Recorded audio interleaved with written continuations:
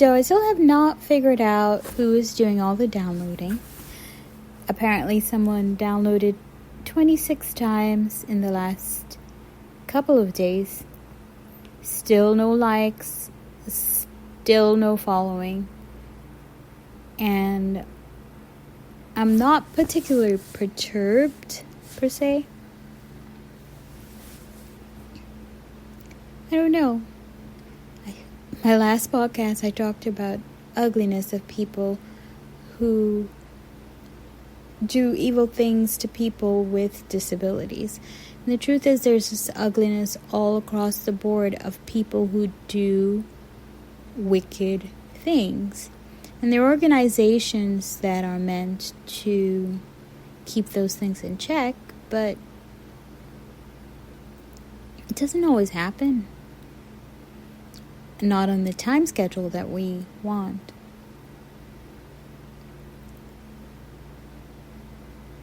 But I believe in the power of prayer. I do. I believe there are some things that prayer can do that no amount of petitioning can. Especially when people are truly evil. And there are truly evil people on the planet, and I truly encountered some of them. And dealing with the dynamics of that has been a little bit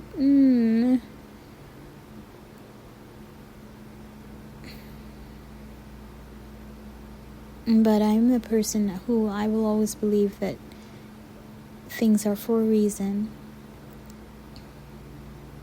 to take us from one place where we were to another place, a healthier place.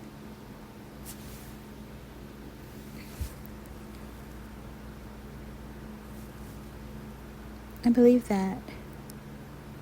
I remember years ago going to see a doctor who was going to help me with certain things that I thought were sure that I probably have had to have had some type of problem with something, dealing with something in the past.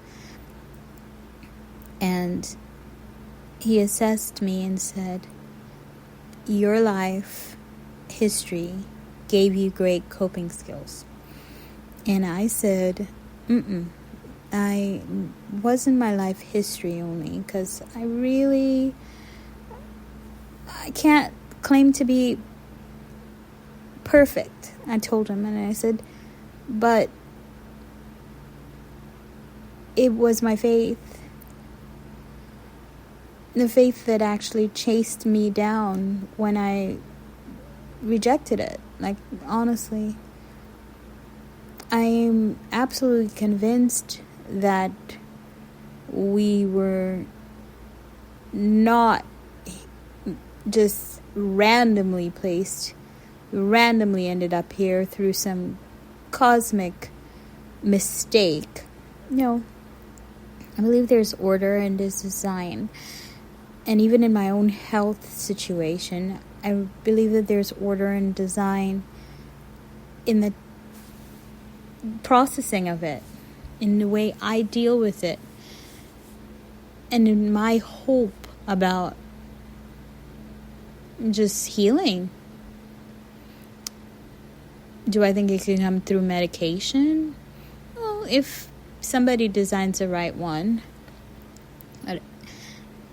I actually think it'll be more of a combination of just dealing with epigenetics and things like that, because there are people who have used different diets and different protocols that have helped completely and have moved them from, immobility to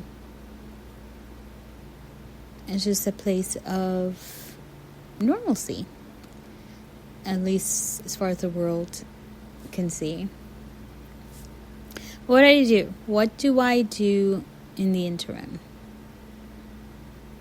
And what do I do having dealt with monsters and people who, honestly, if the right people at the EEOC had their way, they would be in federal prison. I'm absolutely sure. But it is what it is until that happens. And in the midst of it, I have to remain the person that I am. Guard your heart, because out of it flow the issues of life. It's more important that my heart stays in a soft place, that I have hate towards no one. I'm not hateful towards people who did wrong. I just recognize that they did. And that if they could do it to me, they could do it to someone else, and they probably did. And maybe it's only done to me because I have a voice, or there's something that needs to happen in how I deal with the situation that will highlight ugliness. I heard about a situation recently where a patient's body was left in a cold storage unit for a year, and the family only just found out.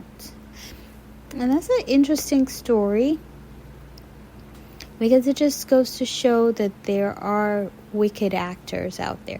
I don't know that the people who were responsible for the cover-up had anything to do even with that person's demise.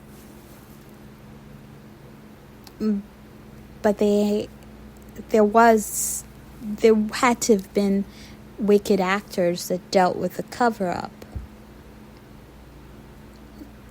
because that's wicked. There are people that wicked out there. Told a friend, and her response was, yikes. It's hard to believe.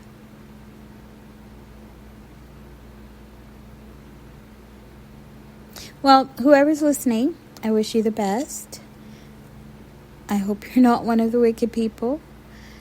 And I'm praying for good things. I'm praying for good things for not only myself, but for unfair situations, unfair medical situations. I pray that the law will actually reach out to people who pretend to be lawful and are not. And that's it. All across the board. All across the board. I live by grace and peace and by purity of heart and laughter. Grateful for my husband. He makes me laugh. Comes up with the silliest stories.